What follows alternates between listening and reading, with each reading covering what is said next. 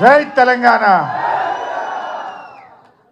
ప్రతి సంవత్సరం మన కేసీఆర్ గారి జన్మదిన వేడుకలను అద్భుతంగా నిర్వహిస్తున్నటువంటి మాజీ మంత్రివర్యులు మన సనత్ నగర్ శాసనసభ్యులు మిత్రులు తలసాని శ్రీనివాస్ యాదవ్ గారికి, కార్యక్రమానికి ముఖ్య అతిథిగా విచ్చేసిన మన పార్టీ కార్యనిర్వాహక అధ్యక్షులు గౌరవనీయులు కేటీఆర్ గారికి, అదేవిధంగా శాసన మండలిలో మన ప్రతిపక్ష నాయకులు గౌరవనీయులు మధుసూదనాచారి గారు, శాసన మండలి కౌన్సిల్ డిప్యూటీ చైర్మన్ గారు బండా ప్రకాష్ గారు, మరి మాజీ మంత్రివర్యులు మహమూద్ అలీ గారు, రవిచంద్ర గారు, శ్రీనివాస్ గౌడ్ అన్న గారు, సత్యవతి రాథోడ్ గారు, రవీంద్ర అన్న గారు, కవిత గారు, చంద్రశేఖర్ రెడ్డి గారు, నవీన్ రెడ్డి గారు, కాలేరు వెంకటేశన్న గారు, వేదిక మీద ఉన్న పెద్దలు, మరి మన కేసీఆర్ గారి జన్మదిన వేడుకలను ఇంత అద్భుతంగా జరుపుకోవడానికి వచ్చినటువంటి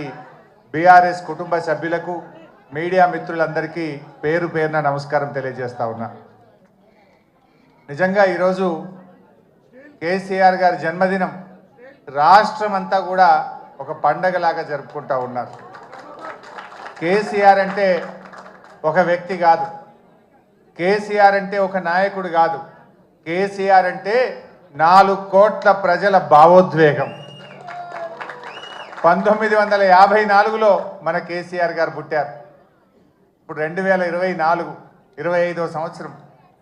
అంటే కేసీఆర్ గారు పుట్టిన 2 ఏళ్లకే ఉన్న తెలంగాణను ఆంధ్రలో కలిపింది ఆనాటి కాంగ్రెస్ పార్టీ. 1969లో మలిదశ తెలంగాణ ఉద్యమం వచ్చినాడు కేసీఆర్ గారి వయసు 15 సంవత్సరాలు. 15 సంవత్సరాల వయసులో ఆనాడు 69 తెలంగాణ ఉద్యమంలో పాల్గొని జై తెలంగాణ అని పోరాడిన నాయకుడు కేసీఆర్. ఆ తర్వాత తెలంగాణ ప్రాంత నాయకులు ఇష్టమున్నా లేకపోయినా ఆ ఆంధ్ర పాలకుల పార్టీల చేతుల్లో వీళ్ళందరూ కూడా పనిచేస్తూ వచ్చారు. కేసీఆర్ గారు కూడా తెలుగుదేశంలో పనిచేశారు. ఎప్పటికప్పుడు తెలంగాణ కోసం పార్టీలో ఉంటూనే మాట్లాడుతూ వచ్చారు. కానీ అన్నీ గమనించిన తర్వాత ఇంకా రాష్ట్ర ఏర్పాటు తప్ప తెలంగాణకు మోక్షం లేదు, సమైక్య రాష్ట్రంలో న్యాయం జరగదనుకున్నారు కనుక ఆనాడు కరెంటు బిల్లులు పెంచితే ఇది తెలంగాణ రైతుల పాలిట ఉరితాడైతుందని చెప్పి అన్నీ ఆలోచించి వందల వేల గంటల మేధోమదనం జరిపి తెలంగాణ ఉద్యమానికి కేసీఆర్ గారు శ్రీకారం చుట్టారు. కానీ ఆ రోజు ఒక అపవాదం ఉండేది. ఎవరు జై తెలంగాణ అన్నా పదవి కోసమే జై తెలంగాణ అంటున్నారని. 69కి 2001 మధ్య అనేక మంది నాయకులు జై తెలంగాణ అని ఉద్యమాన్ని ప్రారంభించుడు, పదవి రాగానే మధ్యలో వదిలిపెట్టుడు. దానివల్ల ప్రజల్లో ఒక అపనమ్మకం, ఎవరైనా పదవి కోసమే చేస్తారు అనేటువంటి ఒక అపనమ్మకం ఏర్పడ్డది. ఆ అపవాదును తొలగించడానికి ఆనాడు 3 పదవులను గడ్డిపోచలాగా త్యజించి తెలంగాణ ఉద్యమాన్ని ప్రారంభించాడు. ప్రజల్లో నమ్మకాన్ని కలిగించిండు మన కేసీఆర్. డిప్యూటీ స్పీకర్ పదవిని, ఎమ్మెల్యే పదవిని, రాష్ట్ర కార్యదర్శి పదవిని అన్నింటికి కూడా రాజీనామా చేసి ఆ రోజు ఉద్యమాన్ని ప్రారంభించి ప్రజల్లో ఒక నమ్మకాన్ని కలిగించారు. ప్రొఫెసర్ జయశంకర్ గారు మాతో అనేవాడు, ఎప్పుడన్నా మేము మాట్లాడితే నాకు కేసీఆర్ మీద సంపూర్ణమైన విశ్వాసం ఉంది, ఈయన నాయకత్వంలో తెలంగాణ వస్తుందని నేను నమ్మిన కనుక కేసీఆర్ వెంట నడుస్తున్నా, కేసీఆర్ను ఆశీర్వదిస్తున్నా అని జయశంకర్ గారు చెప్పారు. అంటే అట్లా జయశంకర్ లాంటి ఎంతోమంది మేధావులు కేసీఆర్ గారి మీద విశ్వాసంతో వారితో కలిసి నడిచిండ్రు. ఆ నమ్మకాన్ని కూడా కేసీఆర్ గారు నిలబెట్టిండ్రు. మనకు తెలుసు, నా అదృష్టం 2001 నుంచి కూడా కేసీఆర్తో పనిచేసే అదృష్టం నాకు దొరికింది. నేను చూసేవాడిని కేసీఆర్ ఎంత మదన పడేవాడో, ఎంత బాధపడేవాడో దగ్గరగా చూసేవాడిని. కొంతమంది కేసీఆర్ గారి మీద వ్యక్తిత్వ హననానికి పాల్పడేవారు.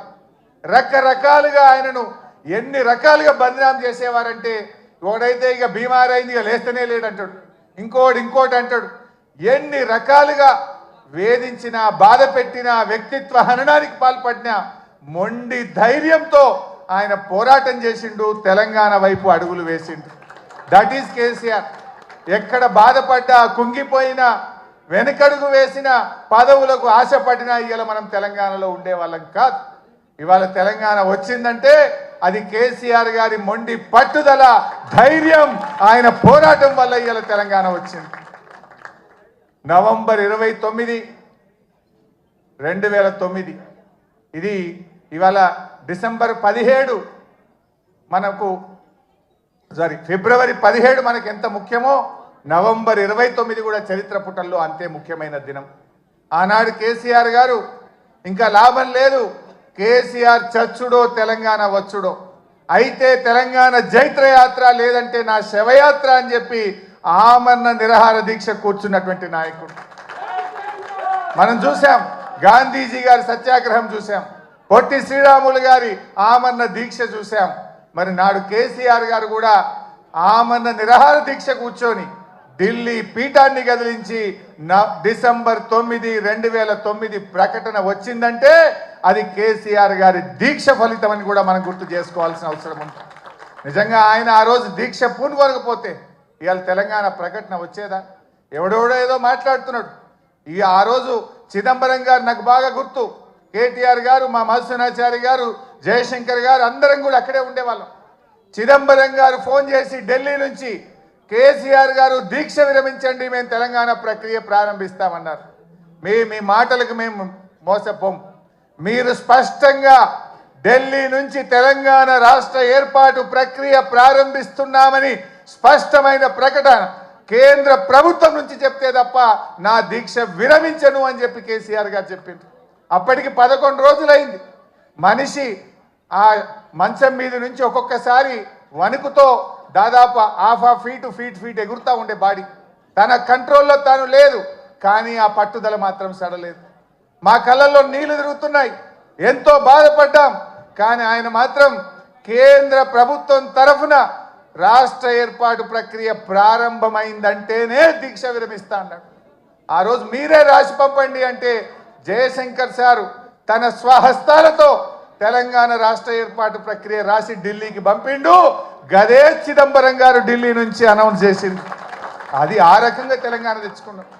తెలంగాణ తేవడమే కాదు, తెచ్చిన తెలంగాణను, అప్పుడే పుట్టిన బిడ్డను కన్న తల్లి ఎంత ప్రేమగా పెంచుకుంటుందో కేసీఆర్ గారు 10 ఏళ్లలో తెలంగాణను ఒక తల్లిలాగా తీర్చిదిద్దాడు.